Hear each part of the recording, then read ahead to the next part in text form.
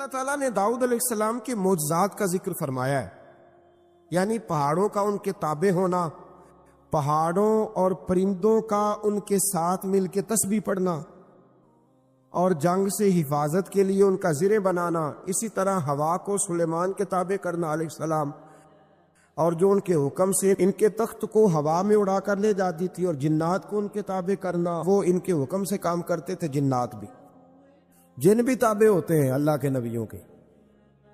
جب نبی پاک طائف سے واپس آئے تھے تو حضور پریشان تھے، تو جنوں کی جماعت نے آ کے کلمہ پڑھا، کہا یا رسول اللہ اگر وقتی طور پر انسان نہیں مانتے تو ہم تو حاضر ہیں نا، ہمیں کلمہ پڑھا دیں۔ جن رسول اللہ کے غلام بنے، تو حضرت سلیمان کا تخت بھی ہوا میں اڑتا تھا۔ کبھی کسی زمانے میں لوگ اس پر اعتراض کرتے تھے کیسے اڑ سکتا ہے، جب سے جہاز اڑنے لگ گیا ہے نا، اب سائنسدانوں نے اس پہ اعتراض کرنا چھوڑ دیا ہے، باقی بھی ساری چیزوں پہ چھوڑ جائیں گے آہستہ آہستہ۔ انسان سے مجبوری میں کوئی کام ہو جائے تو وہ تو معاف ہوتا ہے، لیکن وہ کہے کہ میں بھول گیا تھا، میرا دھیان نہیں رہا تھا، مجھے یاد نہیں رہا تھا، تو یہ غفلت ہے۔ تو غافل اب جب آپ ہو جاتے ہیں تو پھر غفلت انسان کو روز بروز زیادہ غافل کرتی جاتی ہے۔ مال کماتے کماتے مقصد مال نہیں بنانا، دولت حاصل کرتے کرتے محبت دولت کی نہیں دل میں پیدا کرنی، بال بچے، گھر بار، مکان، اس کے پیچھے بھاگتے بھاگتے ایسا نہ ہو کہ پلٹ کر دیکھیں تو ہمارا بہت سا روحانی، فکری اور ذہنی نقصان ہو چکا ہو۔ بہت سارے لوگ ہم میں سے ایسے ہیں جو الحمدللہ مقصود نہیں دولت کو بناتے، جن کا مقصود رزق حلال ضرور ہے، لیکن وہ اس کو اپنے ذہن پہ سوار نہیں کرتے، صرف دولت کی ہو کے زندہ نہیں ہے، وہ اللہ کے بندے بن کے زندہ ہے، رسول اللہ صلی اللہ علیہ وسلم کے غلام بن کے فخر محسوس کرتے۔ دولت کی طرف جتنی زیادہ ہماری توجہ ہو گئی ہے اور مال کی جانب جتنا زیادہ ہمارا ذہن ہو گیا، سارے رشتے مال میں تلنے لگ گئے، ہر چیز کو اسی عینک سے دیکھا جانے لگا ہے۔ اللہ تعالیٰ نے قرآن مجید میں ارشاد فرمایا کہ یا ایھا الذین آمنوا لا تلھکم اموالکم ولا اولادکم عن ذکر اللہ، اے ایمان والو تمہارا مال اور تمہاری اولاد تمہیں اللہ کے ذکر سے کہیں غافل نہ کر دے۔ اولاد بھی تمہاری ہے، مال بھی تمہارا ہی ہے، رہے گا بھی تمہارے پاس، لیکن اس کی موجودگی میں غافل نہ ہو جانا، غافلوں جیسی زندگی نہ بتانا۔ جو لوگ سڑک کو منزل بنا لیتے ہیں وہ رستے میں رہ جاتے ہیں۔ سڑک جو ہوتی ہے وہ راستہ ہوتی ہے، منزل نہیں ہوتی۔ یہ جو رزق ہے، دولت ہے، مال ہے، اولاد ہے، یہ تو سارا رستہ ہے اللہ کی طرف جانے کا، کہ تھوڑا سا رزق حلال کمائیں، کمر سیدھی ہو جائے، اور پھر ہم اپنے رب کریم کی عبادت کریں۔ ہم رزق حلال کمائیں تاکہ ہم ہاتھ پھیلانے سے بچیں، اور ہم اللہ کے بندوں کی ضروریات کا خیال کریں، دین کے کاموں میں اپنے آپ کو مشغول کریں، کچھ نہ کچھ اپنا حصہ پیش کریں۔ یہ مقصود تھا، یہ منزل نہیں، یہ تو صرف ایک رستہ تھا۔ ہم نے اب کیا کیا ہے کہ یہی چیز ہماری منزل بن کے رہ گئی ہے۔ رات پیسے گننا، سویرے اٹھ کے پھر گننا شروع کر دینا، پیسوں میں رشتوں کو تولنا، پیسے کے ساتھ ہی اپنے آپ کو ہر وقت لگائے رکھنا، الجھ کے رہ گئے ہیں لوگ، الجھ کے، اور پھر کوئی بندہ جیت نہیں رہا۔ ہمارے دادا بھی یہی کہتے تھے کہ کچھ پیسے کمانے ہیں تاکہ بچے پال لوں، یہ کہتے کہتے چلے گئے۔ ہمارے ابا بھی یہی کہتے تھے، پھر اس کے بعد ہم نے بھی یہی بولنی شروع کر دی ہے، تو جیتا تو کوئی بھی نہیں، جیتا تو کوئی بھی نہیں۔ مال کو ضرور حاصل کرے۔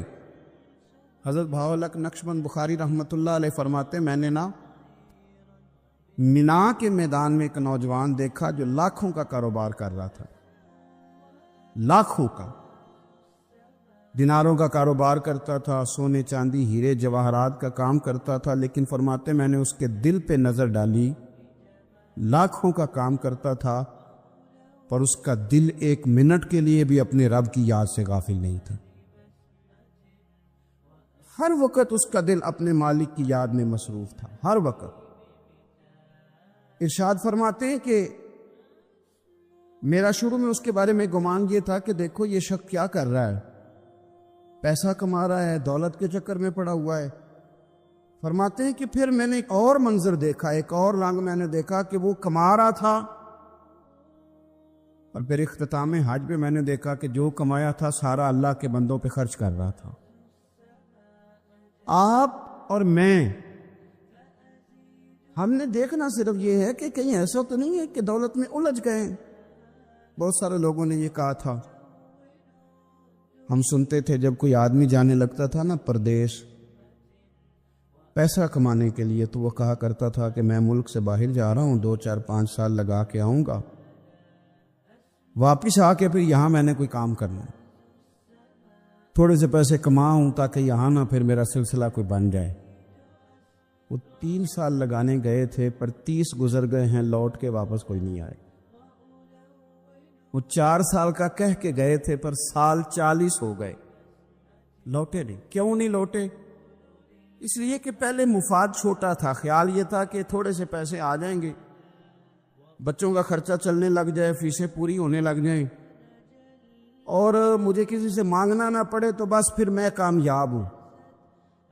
یہ طے کیا تھا۔ اس کے فوراً بعد پھر جب باہر گئے تو خیال آیا کہ نہیں، صرف پنکھے کا نہیں، اے سی کا بل بھی دینا پڑے گا۔ پھر تھوڑا اور آگے بڑھے تو خیال آیا کہ چھوٹی گاڑی پہ گزارا نہیں ہوتا، بڑی گاڑی نہ لے لیں۔ پھر خیال آیا کہ بڑی گاڑی لی ہے تو یہ تو اندر کھڑی نہیں ہوتی، سامنے والا پلاٹ مل جائے تو ذرا گراج اچھا بن جائے گا۔ پھر الجھتے الجھ گئے دوستو۔ پھر نہ مالک حقیقی کی جانب وہ نظر جو ہماری ہونی چاہیے تھی نہ رہی۔ ذوق سے نماز پڑھتے تھے، پھر ہماری نمازیں مختصر ہو گئیں۔ ہم سویرے اٹھ کے ذوق سے قرآن پاک پڑھتے تھے، پھر وہ وقت بھی ہمارا دفتر کی تیاری میں لگ گیا۔ رات درود شریف پڑھتے تھے، لیکن وہ بھی سارا ہمارا حساب کتاب میں وقت گزر گیا۔ ہم نے یہ سمجھا ہی نہیں کہ دولت کارخانہ نہیں دیتا، دولت سیٹھ صاحب نہیں دیتے، دولت آپ کو آپ کی فیکٹری نہیں دیتی، دینے والے تو رب کریم کی ذات ہے۔ تو جہاں سے آنا تھا وہاں توجہ دینی چاہیے تھی کہ جہاں صرف ایک سبب تھا، ذریعہ تھا۔ حضرت اویس کرنی رضی اللہ تعالیٰ عنہ، ہمارے صوفیاء میں ایک لفظ بولا جاتا ہے فقر بوذر، یعنی کچھ لوگ ایسے ہیں جو سیدنا ابو ذر غفاری رضی اللہ تعالیٰ عنہ کے طریقے پہ چلتے ہیں۔ ایک لفظ بولا جاتا ہے فقر بوذر، کچھ لوگ فقر بوذر کے قائل تھے، اسی مزاج کے قائل تھے حضرت سیدنا اویس کرنی رضی اللہ تعالیٰ۔ ان کے ذہن میں ایک بات بیٹھ گئی تھی کہ یار دینے والا اللہ ہے، دینے والا عزت بھی اللہ دے گا، رزق بھی اللہ دے گا۔ بلکہ امام غزالی رحمۃ اللہ علیہ نے تو حدیث لکھی ہے، آپ فرماتے ہیں کہ نبی پاک صلی اللہ علیہ وسلم نے فرمایا جس نے بندوں سے عزت تلاش کی رب اسے رسوا کر دے گا۔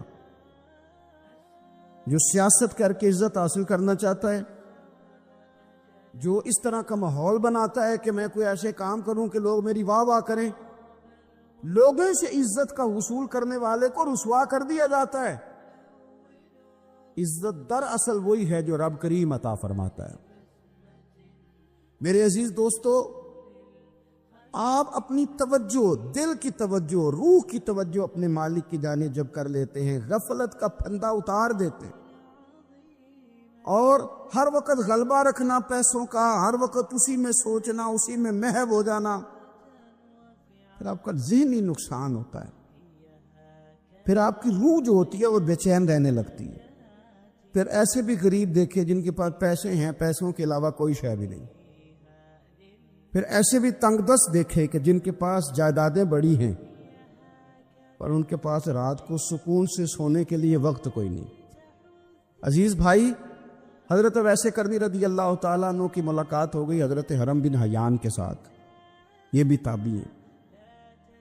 تو حضرت حرم بن حیان رحمۃ اللہ علیہ کہتے ہیں یہ نا ہم تو خیر بڑی ساری باتیں سنتے ہیں تو نصیحت نہیں نہ حاصل کرتے، ویسے بھی یہ دور تقریریں کرنے تقریریں سننے کا ہے۔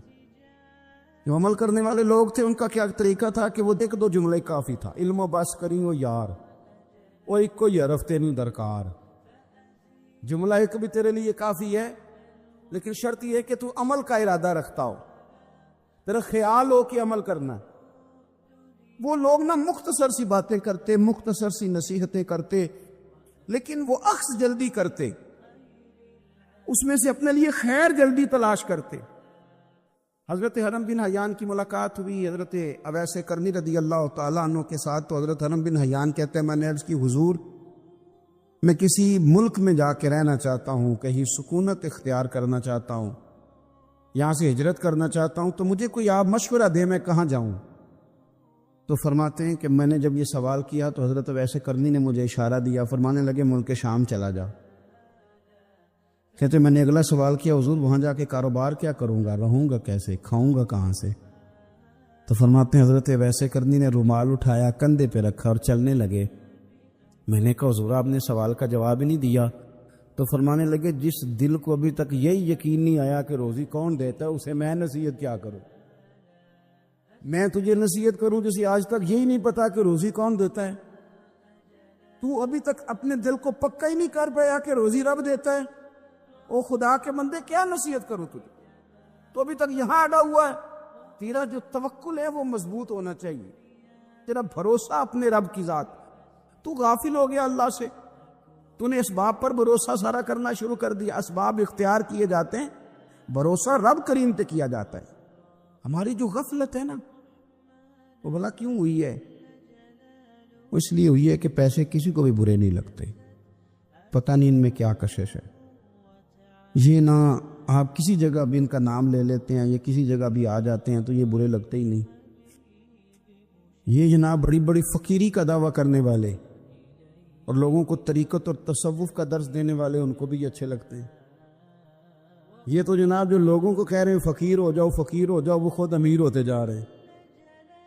یہ پتہ نہیں ان میں کیا ہے ایسا خاص۔ ہمارے ایک استاد تھے تو مزاج میں بڑی ظرافت تھی، حالانکہ بڑے اللہ والے بندے تھے، تو بات بڑی وہ دل لگی کی کیا کرتے تھے۔ تو ایک دن ہم نے پوچھا استاد جی خوشبو کون سی اچھی لگتی ہے؟ کہنے لگے بیٹا جو پیسوں میں سے آتی ہے وہ مجھے بڑی اچھی لگتی ہے، اس لیے کہ ملتے کم ہیں۔ ہمارا نا جب اس طرح کا ذوق بن جاتا ہے نا، آپ مزاج بنا لیتے ہیں پیسوں کا۔ لوگ سمجھتے ہیں کہ غریبی کا ڈر شاید زیادہ ڈر ہے، لیکن کبھی آپ دروازہ رسول پہ جائیں نا تو حضور نے تو کوئی اور ڈر بیان کیا ہے۔ حضرت ابو عبیدہ بن جراح رضی اللہ تعالیٰ عنہ بحرین سے نا مال لے کے آئے بہت سارا، حضور نے بھیجا، جزیہ لینے گئے یا مال غنیمت کا کچھ مال تھا، آپ لے کے مسجد میں آئے تو لوگوں کو پتہ چل گیا کہ آج مال آیا ہے۔ اب سب کو حصہ ملتا تھا اس میں سے، بدریوں کو زیادہ ملتا تھا، باقی لوگوں کو بھی ملتا تھا۔ تو فجر کی نماز کے بعد لوگ گھروں کو جایا کرتے تھے، لیکن آج پتہ چلا نا مال آیا۔ تو یہ سیاستہ میں حدیث موجود ہے، سب لوگ مسجد میں بیٹھے رہے۔ حضور علیہ السلام نے فرمایا تمہیں پتہ چل گیا مال آیا ہے؟ عرض کی حضور ہاں۔ فرمایا تمہیں بانٹنے لگے ہیں، دینے لگے ہیں۔ ہم نا غریبی سے ڈرتے ہیں، ہم اپنے بچوں کے لیے دعا کرتے ہیں ان پہ غربت نہ آئے، ہم اپنے بہن بھائیوں کے لیے دعا کرتے ہیں ان پہ غربت نہ آئے، کرنی چاہیے۔ لیکن ذرا اس حدیث کے مفہوم کو بھی دیکھیے گا۔ نبی پاک صلی اللہ تعالی علیہ وآلہ وسلم نے فرمایا تمہیں دینے لگے ہیں، مال آ گیا ہے، لیکن میرے قریب نے اپنی امت کے لیے جس چیز کا ڈر محسوس کیا وہ کیا ہے؟ حضور کے دل میں کس چیز کا خدشہ تھا وہ کیا ہے بیان کیا۔ حضور فرمانے لگے لوگو مجھے تم پر غربت کا ڈر نہیں، یہ ڈر نہیں کہ تم غریب ہو جاؤ گے، بلکہ مجھے تو ڈر ہے کہ تم پر دولت پھیلا دی جائے گی، تم زیادہ مالدار ہو جاؤ گے۔ خوف غریبی کا نہیں، خوف تمہارے مال کا ہے۔ اور حضور فرماتے ہیں کہ پھر تم انہی باتوں میں مبتلا ہو جائے گا جن میں پرانی امتیں مبتلا ہوئی تھی، اور جب وہ اللہ کی نافرمانی میں مبتلا ہوئی تھی تو پھر وہ ہلاک کر دی گئی تھی۔ مجھے ڈر ہے، مجھے ڈر ہے۔ ہاں، جہاں دولت آتی ہے وہاں سستی بھی آتی ہے، جہاں دولت آتی ہے وہاں معاذ اللہ عیاشی بھی آتی ہے، جہاں دولت زیادہ آ جاتی ہے وہاں پھر لوگ ہر چیز کو دولت میں تولنے لگتے ہیں۔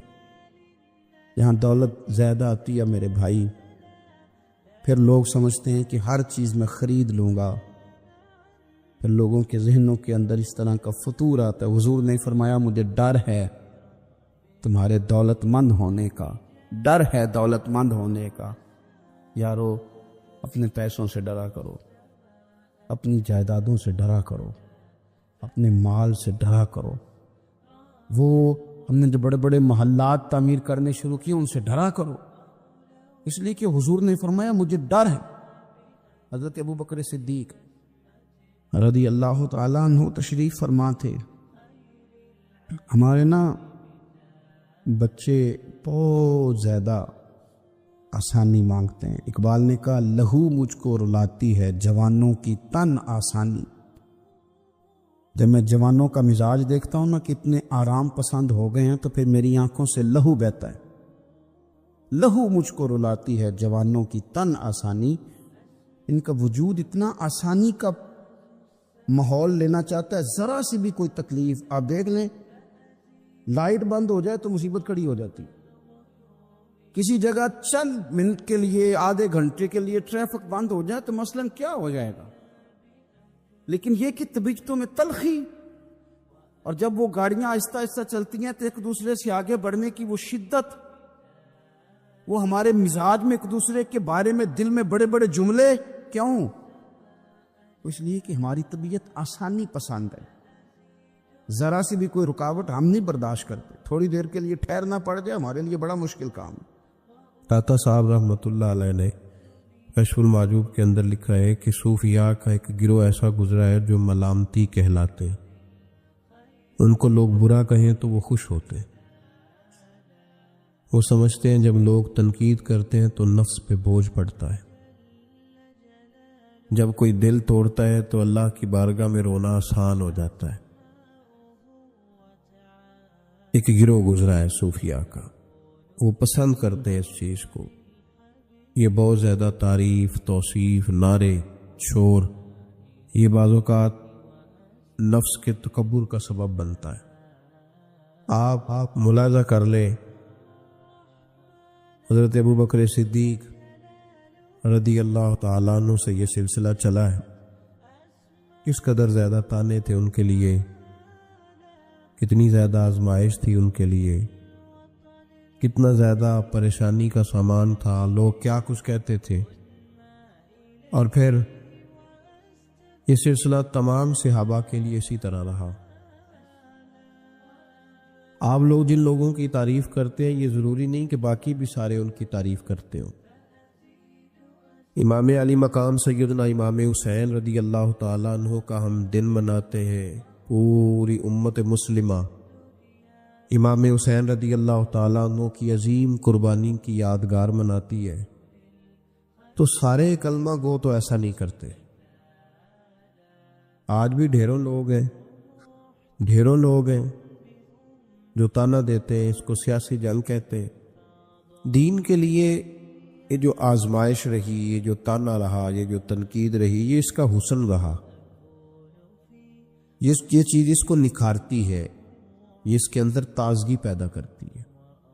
جب آپ کو راہ دین میں کوئی برا کہتا ہے تو آپ کے لیے وہ چیز مزید حسن کا سامان پیدا کرتی ہے، آپ کے لیے مزید بہتری ہوتی ہے۔ داتا صاحب رحمۃ اللہ تعالی علیہ نے خود لکھا ہے، داتا صاحب فرماتے ہیں کہ ایک طریقت کا ایک مسئلہ میرے لیے بن گیا تھا۔ روحانی سفر انسان کر رہا ہوتا ہے نا، جب بڑے اچھے اس کے اوراد و وظائف چل رہے ہوتے ہیں، عبادات چل رہی ہوتی ہیں، تہجد میں بوجھ نہیں ہوتا اس کے لیے اٹھنا، تلاوت قرآن پاک صحیح کر رہا ہوتا ہے، اگر مراقبے پہ بیٹھا ہے تو صحیح بیٹھا ہوتا ہے، اس کے اسباق صحیح چل رہے ہوتے ہیں، کئی دفعہ رکاوٹ آ جاتی ہے، اس کی کوئی نہ کوئی وجہ ہوتی ہے۔ یہاں تو کہیں غلطی ہو جاتی ہے، یا انسان کوئی ایسی بھول کر بیٹھتا ہے جس کے نتیجے میں بریک لگ جاتی ہے۔ داتا گنج بخش علی حجویری رحمۃ اللہ تعالی علیہ ارشاد فرماتے ہیں کہ میرا طریقت کا کوئی مسئلہ بن گیا، روحانی سفر جو میں طے کر رہا تھا۔ آج کل تو خیر سارے لوگ طے کر کے بیٹھے ہوئے نا ہم سارے سفر، ہم تو مسافر ہے ہی نہیں، ہم نے تو مکمل کر لیا سفر۔ ہم تو گفتگو کرتے ہیں تو ایسے لگتا ہے کہ جیسے طریقت کے اماموں میں ہمارا نام لکھا جائے گا۔ بالکل ہم کوئی ماحول ہی نہیں ایسا کہ کوئی سیکھے، کوئی پوچھے، کوئی سوال کرے، کوئی آگے بڑھنے کی کوشش کرے، مزاج نہیں رہا ہمارا۔ تو داتا صاحب کہتے ہیں میں ایک روحانی مسئلے میں الجھ گیا تھا، تو میں نے بڑے اوراد کیے، وظائف پڑھے، بڑا میں نے اللہ اللہ کی، بڑا کچھ کیا، جو ممکن تھا میں نے کیا، کئی مزارات پر حاضری بھی دی، صدقات و خیرات بھی کیے، لیکن وہ میرا مسئلہ حل نہیں ہوتا تھا۔ وہ ایسا مسئلہ تھا جو الجھ گیا، مجھ سے حل نہیں ہو رہا تھا۔ آپ فرماتے ہیں میں چلتے چلتے ایک مسجد میں گیا تو وہاں کچھ درویش بیٹھے تھے، درویش، اور وہ عجیب مجذوب صفت لوگ تھے، ایک گروہ ان کا پورا بیٹھا ہوا تھا۔ فرماتے ہیں انہوں نے میری طرف دیکھا تو میرا مذاق اڑانا شروع کر دیا، پھر انہوں نے خربوزے کھانے شروع کیے، وہ خربوزہ کھاتے تھے اور چھلکے مجھے مارتے تھے۔ آپ فرماتے ہیں وہ چھلکے مار کے پھر ہنستے تھے، پبتیاں کستے تھے، میرا مذاق اڑاتے تھے۔ فرماتے ہیں وہ میرا مسئلہ جو کئی دنوں کا اٹکا ہوا تھا، حل نہیں ہو رہا تھا، ان کی یہ حرکت کرنے سے میرا وہ والا مسئلہ اللہ نے حل فرما دیا۔ میرے اندر وہ تازگی پیدا ہو گئی۔ جب کوئی شخص خبر لاتا ہے نا آپ کے لیے جب کوئی خبر لاتا ہے کہ فلاں نے آپ کو برا کہا، تو اس میں محاذ نہیں قائم کرنا چاہیے۔ ایک ہم لوگ محاذ بنا لیتے ہیں، جو موقع ہماری عین اصلاح کا ہوتا ہے، جس میں ہمارے لیے بڑے اسباق ہوتے ہیں، ہماری بہتری بہت زیادہ اس کے اندر مضمر ہوتی ہے، ہم اس کو سمجھتے ہی نہیں۔ یہ جو دین کے لیے تانا ہوتا ہے نا جے کر، یہ تانے نصیب ہو جائیں ہمیں، اگر ہمارے مقدر میں آ جائیں یہ تانے، تو یہ بڑا فائدہ کریں گے، یہ نفع کریں گے۔ بہت سارے تانے ہم برداشت کرتے ہیں، لوگ بہت ساری برادریوں کو اچھا نہیں سمجھتے، ہم سہتے ہیں، ابھی کوئی برادری چھوڑ کے نکلا تو نہیں۔ بہت سارے لوگ بہت ساری چیزوں کو اچھا نہیں سمجھتے، لیکن ہم نے احتجاج تو نہیں کیا۔ مذہب کے معاملے میں ذرا سا ہلکا سا کو تانا دیتا ہے۔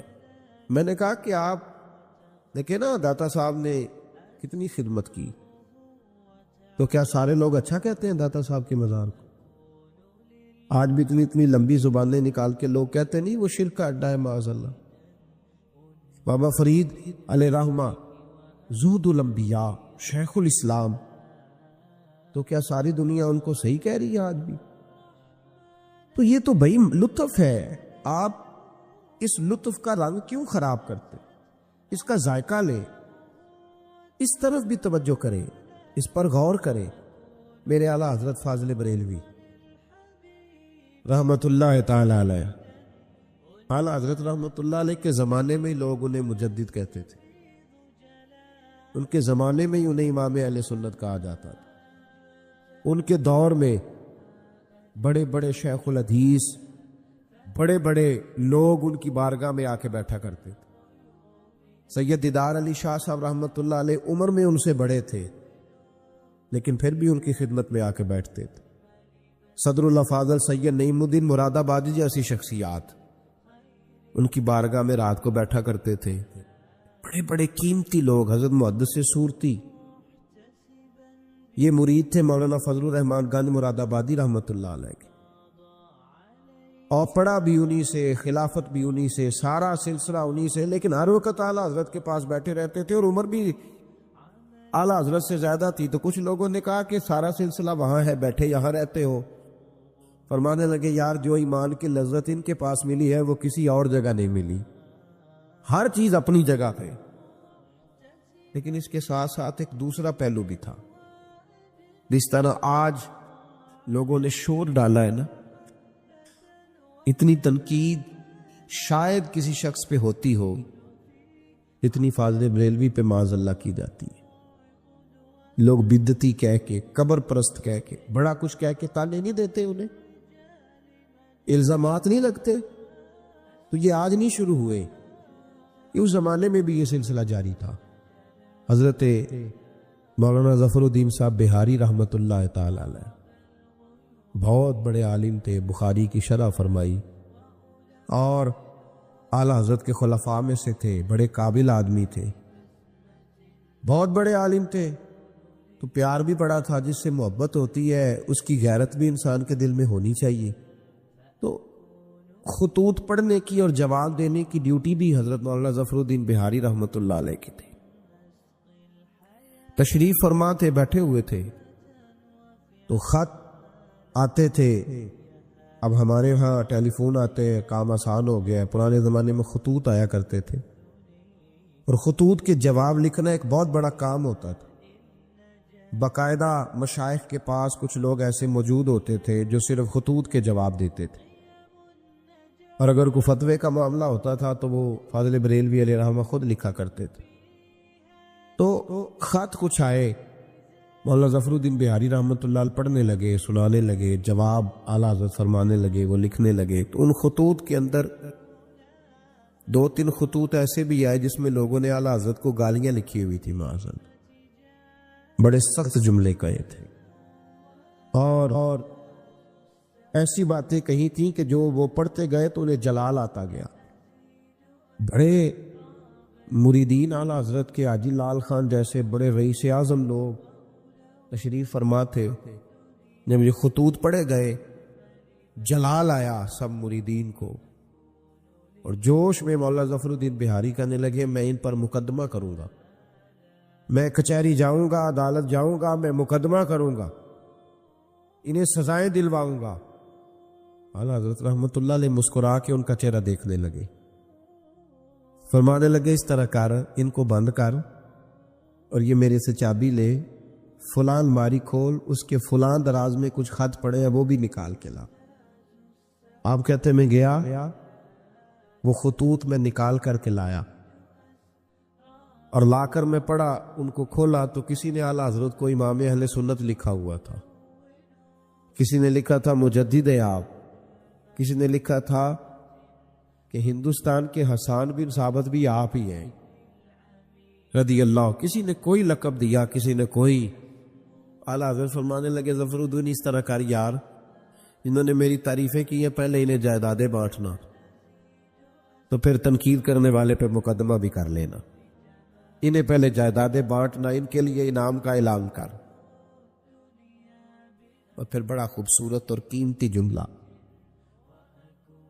جو صوفیاء کی روحانی تربیت کے لیے بڑا قیمتی ہے، بڑا خوبصورت جملہ کہا. آپ فرمانے لگے مجھے بتاؤ تو صحیح، میرا ان کے ساتھ ذاتی جھگڑا کیا ہے؟ یہ جو مجھے گالیاں دیتے ہیں، میرا جھگڑا کیا ہے ان کے ساتھ؟ کوئی زمین کا میرا ان کے ساتھ لین دین کا معاملہ؟ کیا جھگڑا ہے؟ جھگڑا یہ ہے کہ یہ کہتے ہیں جیسا علم نبی پاک کو ہے ویسا جانوروں پاگلوں سب کو ہے، تو میں انہیں کہتا ہوں تم کفر بکتے ہو. یہ کہتے ہیں لاٹھی تو فائدہ دیتی ہے، محمد اور علی تو اتنا فائدہ بھی نہیں دیتے ہیں، تو میں انہیں کہتا ہوں تم کفر بکتے ہو. یہ کہتے ہیں اللہ جھوٹ بول سکتا ہے معاذ اللہ، تو میں کہتا ہوں تم کفر بکتے ہو. یہ کہتے ہیں حضور کے بعد بھی کوئی نبی آئے تو ختم نبوت میں فرق نہیں پڑتا، تو میں کہتا ہوں تم کفر بکتے ہو. یہ کہتے ہیں گدھے بیل کا خیال آئے تو نماز نہیں ٹوٹتی، نبی پاک کا آ جائے تو ٹوٹ جاتی ہے. تو فرمایا میں انہیں کہتا ہوں میرا ان کے ساتھ جھگڑا کیا ہے؟ یہ بس جھگڑا ہے. فرمایا چل ظفر الدین انہیں مجھے گالیاں نکالنے دے، جب تک مجھے گالیاں لکھتے رہیں گے میرے نبی کی توہین میں تو کوئی جملہ نہیں نہ لکھیں گے. لکھنے دے مجھے گالیاں. جے کر یار دے نام دا ملے بیڑا، چولی پا لئیے پنجے سٹیے نا، تو یہ کر یار دے نام دی ملے سولی، جھوٹا جھوٹ لئیے پیشا ہٹی. ہمارے بزرگوں نے ہمیں سکھایا ہے ملامت نفع کی چیز ہے. جب آپ حق بات کہتے ہیں تو بہت سارے لوگ ایسے ہوتے ہیں جن کو وہ بات اچھی نہیں لگتی. اپنی طبیعت کے اندر یہ تازگی پیدا کریں. درس یہ ہے آج کا کہ یہ تازگی اپنی طبیعت میں پیدا کریں. اور بڑی جلدی پریشان ہو کے بکھر جانا، بلکہ کچھ ساتھی بکھرتے ہیں، کچھ بکھرتے ہیں، بالکل بکھر جاتے ہیں۔ آپ بکھرے نہیں۔ اگر کوئی شخص 2 منٹ کے لیے کہہ ہی دیتا ہے کہ پتہ ہے مجھے تو پہلے کیا تھا، آج تو نے وہاں جا کے داڑھی رکھ لی ہے، تو اس سے آپ کی داڑھی کا ثواب بڑھ جائے گا، کم نہیں ہوگا۔ اس سے آپ کا اجر اسے بڑھے گا، آپ کو فائدہ زیادہ ہوگا۔ جتنی نیکی دقت کے ساتھ ہوتی ہے اتنا اللہ اجر زیادہ عطا فرماتا ہے۔ تو آپ بڑی جلدی پریشان نہ ہوا کریں، بڑی جلدی آپ جو ہے وہ اس طرف توجہ نہ کیا کریں کہ یہ مجھے فلاں آدمی یہ کہہ رہا ہے تو اب کیا بنے گا، کس طرح کر کے یہ سلسلہ چلے گا۔ یہ ہمارے بزرگوں نے، ہمارے مشائخ نے، ہماری تربیت کرنے والوں نے یہ اسباق ہمیں پڑھائے کہ اس سے فائدہ ہوتا ہو، اس سے نفع ہوتا ہے۔ بہت سارے لوگ کہتے ہیں میں نے داڑھی رکھ لی تو میرے اندر بڑی کمی ہے، تو لوگ کہیں گے، بہت سارے لوگ تانا دیتے ہیں داڑھی رکھ کے تو اس طرح کرتا ہے۔ تو بھائی بات یہ ہے کہ داڑھی رکھنے کے بعد معصوم کون ہو جاتا ہے؟ یہ کس نے فتویٰ دیا ہے کہ جو رکھ لے وہ معصوم ہے، اب اس سے غلطی نہیں ہوگی؟ تو گناہ چھوڑنے کی کوشش کرنی چاہیے، بلکہ میرا تو نظریہ یہ ہے کہ داڑھی بہت سارے گناہوں سے بچا لیتی ہے بندے کو، بہت ساری گناہوں سے داڑھی بندے کو یہ محفوظ کر لیتی ہے۔ یہ چیزیں آپ کو بچائیں گی، آپ کا تعارف پڑ جائے گا، آپ کے لیے لوگ اچھے جملے کہنے لگ جائیں گے، خیر کا فکر آپ کے لیے ادا کیا جائے گا۔ اس لیے نیکی کے راستے میں جب کوئی آدمی کوئی کسی جگہ پہ کسی شخص کو برا کہے، پھر ایک اور سوال ہے، اس کا جواب بھی بڑا ضروری ہے۔ کہتے ہیں جب میں برا تھا مجھے کوئی تنگ نہیں کرتا تھا، کسی کی طاقت نہیں ہوتی تھی، اب میں اچھا ہو گیا ہوں تو سارے چڑھائی کر جاتے ہیں۔ او بھائی بات سنو، بڑی سادی سی بات، میں نے شاید پہلے بھی ایک دفعہ یہ جملہ کہا تھا، آپ کو سمجھاتے ہوئے پھر کہتا ہوں۔ میرے محبوب پاک صلی اللہ تعالی علیہ وسلم کی سیرت کے جو کمالات ہیں ان میں سے ایک بہت بڑا کمال یہ ہے کہ نبی پاک کی ذات تک لوگوں کی رسائی بڑی آسان تھی، آسان رسائی تھی، کسی کو مشکل، کسی کو دقت نہیں ہوتی تھی حضور تک پہنچنے میں، آسان رسائی۔ اگر کچھ شخص سمجھنے لگ گیا تیرے بارے میں کہ تجھے میں کچھ کہہ لوں گا تو اب یہ کچھ کہے گا نہیں، تو اس میں حرج کیا ہے؟ کیا حرج ہے؟ اور ایک نسخہ اور دے رہا ہوں، اس پہ بھی عمل کر کے دیکھیں۔ ایک ہوتا ہے کسی کے ساتھ لڑائی کرنا، وہ 2 منٹ کی ہوتی ہے، آپ کو کسی نے کچھ کہا، جواب میں آپ نے 2-3 باتیں کی، تو یہ 2 منٹ کی جنگ ہے، یہ ختم ہو گئی، اس سے آپ کو سکون نہیں ملے گا۔ اور اگر آپ سزا دینا بھی چاہتے ہیں تو سامنے والے کو سزا نہیں ملے گی، لیکن اگر سامنے والے نے سخت جملہ کہا اور آپ نے مسکرا کے اسے دیکھا اور پھر آپ نے خاموشی اختیار فرمائی، آپ تو خوش ہو کے گھر آ جائیں گے، وہ ساری رات سو نہیں سکے گا، اس کے لیے مشکل بن جائے گی کہ میرے ساتھ اس نے کر کیا دیا ہے، کیا کر دیا اس نے میرے ساتھ، کیا اس نے کر دیا میرے ساتھ۔ تو ملامت فائدہ مند چیز ہے، اس کو حاصل کریں، یہ ہمارے بزرگوں کا طریقہ ہے۔